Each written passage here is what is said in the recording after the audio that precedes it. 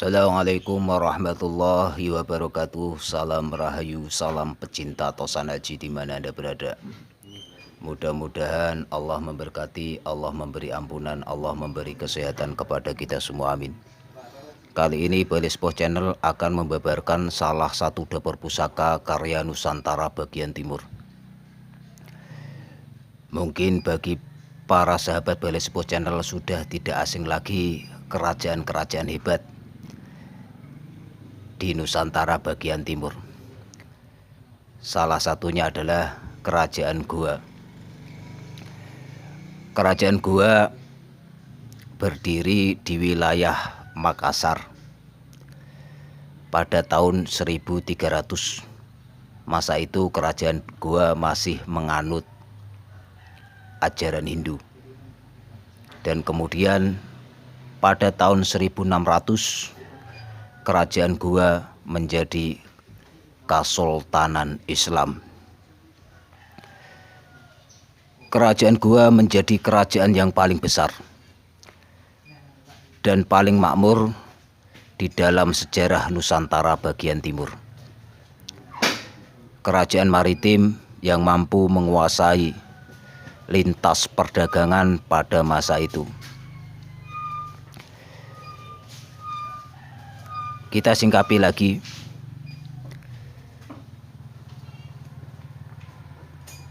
Dalam sejarah pada tahun 1667 sampai 1669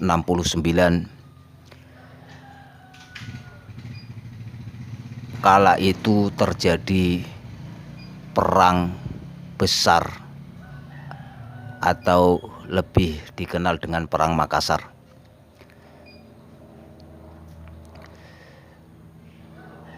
Pada masa itu Kerajaan Goa dipimpin oleh Raja ke-16 yaitu Sultan Hasanuddin Makassar dalam mempertahankan tanah Makassar dari penjajahan VOC. Karena dengan kadikdayaan mempertahankan tanah Makassar dari VOC, maka Sultan Hasanuddin Makassar dinobatkan sebagai pahlawan nasional.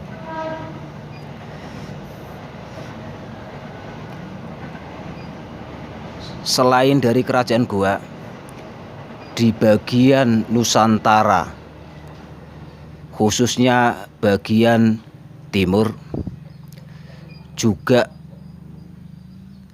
ada kerajaan yang tidak kalahnya masyhur, yaitu Kerajaan Bone dengan naungan pimpinan Sultan Arung Palaka.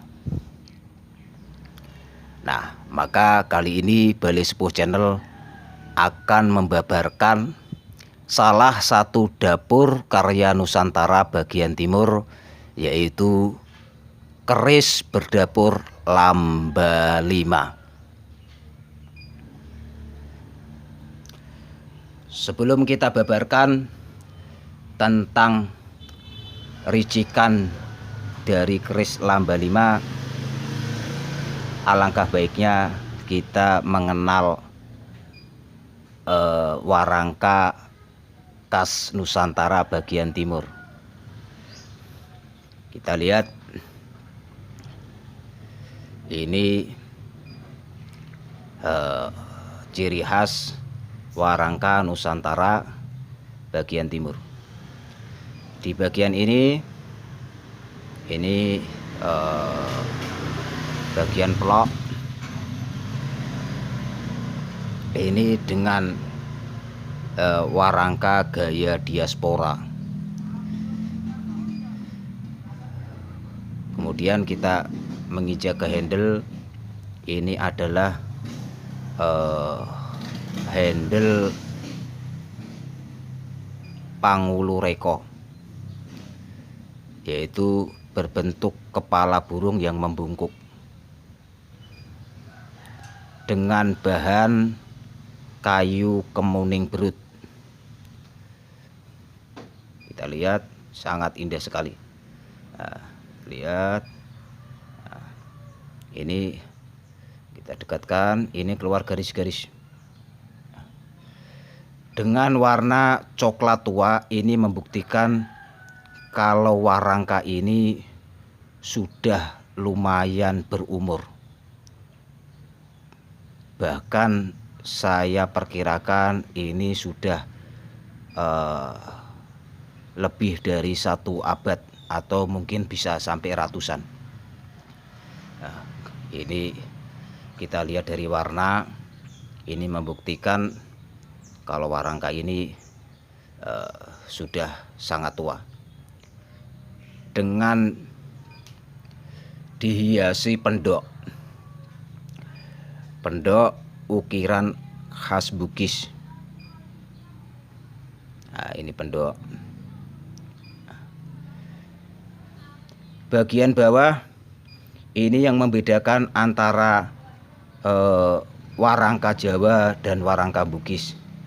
Nah, kita lihat bagian bawah, ini yang membuat antik warangka ini, yang membuat terlihat mewah adalah di bagian bawah ini. Biasanya pusaka-pusaka Bugis ini memakai sepatu, tapi kali ini sepatunya adalah bermodel jangkar. Nah, ini kita lihat dari bawahnya, ini dari bahan swasa atau campuran emas. Bagian bawah ini terbuat dari swasa. Mendak model kili-kili dari bahan swasa juga menambah keindahan dari keris ini tadi. Nah, kita lihat. Ini kalau ditenteng, Kang, ini terasa sangat berat sekali karena ketebalan dari perak ini lumayan tebal, dengan di bagian bawah ini juga lumayan sangat tebal sekali. Maka ketika ditenteng ini lumayan berat.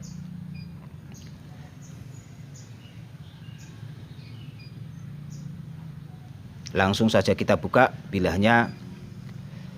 Bismillahirrahmanirrahim. Wah, mantap sekali.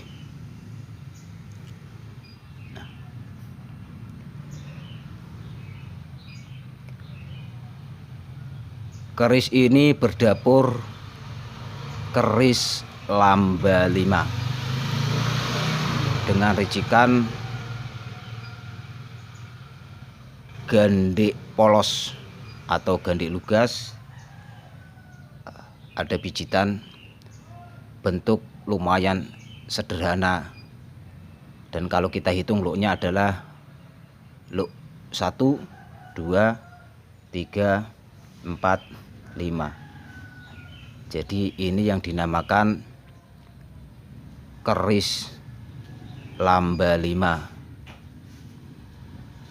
dari Nusantara bagian timur dengan model gonjo iras. Nah, ini gonjo iras.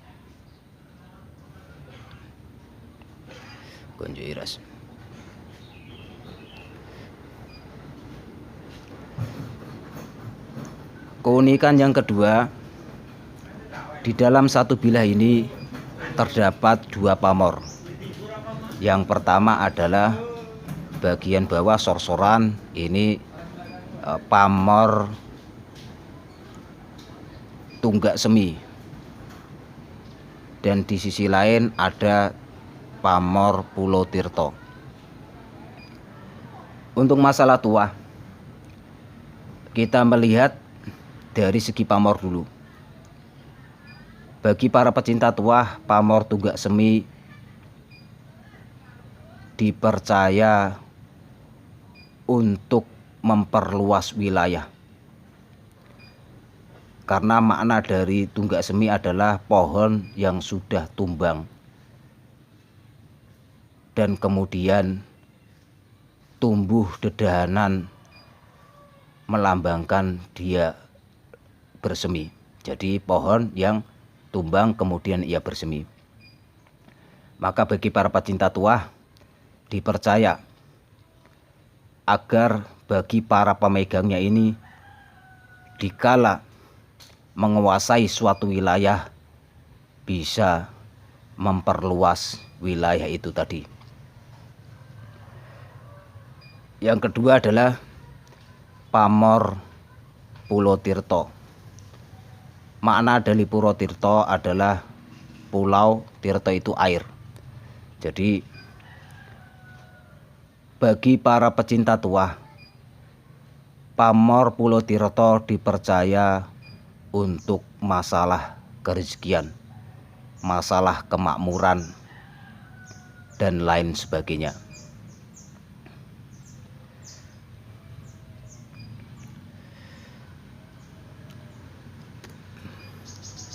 Keris Luk 5 pernah kita bahas, karena dalam dunia perkerisan, keris Luk 5 ini adalah keris-keris yang dipegang oleh seorang raja.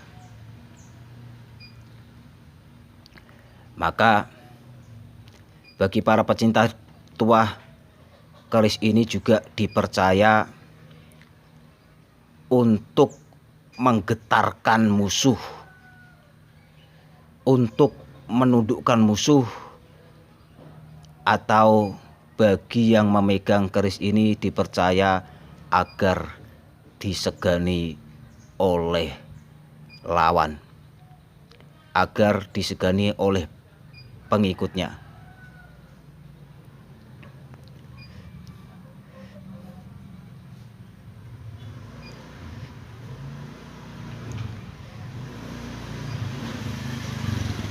Kita kembalikan ke diri kita masing-masing tentang masalah tuah. Percaya dan tidaknya tentang tuah, monggo silahkan kita kembalikan kepada kita semua. Bagi yang percaya terserah, dan bagi yang tidak percaya pun tidak masalah, karena tuah hanya sekedar wasilah, kekuatan ada di Allah. Dari pelajaran ini, maka kita bisa melihat, kita bisa mempelajari kehebatan orang-orang terdahulu, seperti Sultan Hasanuddin dan Arung Palaka. Sultan Hasanuddin bagi masyarakat khususnya Makassar adalah seorang pahlawan yang sangat luar biasa ketika beliau mempertahankan tanah Makassar dari penjajahan VOC. Yang kedua adalah Sultan Arung Palaka. Bagi masyarakat Bone, beliau adalah pahlawan luar biasa untuk membela masyarakatnya, membela rakyatnya dari penindasan. Kedua pahlawan ini adalah pahlawan yang hebat menurut persepsi masyarakat wilayah itu sendiri. Yang terpenting dari pelajaran ini, kita bisa selalu mencintai karya-karya Nusantara. Kita selalu mencintai para peninggalan pendiri bangsa. Cukup sekian, mudah-mudahan ilmu ini bisa bermanfaat untuk kita semua. semakin cinta dengan tanah air.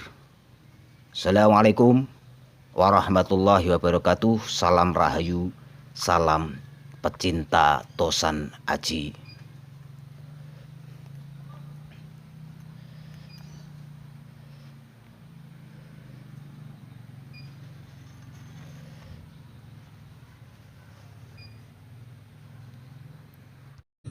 Jangan lupa like, comment, and subscribe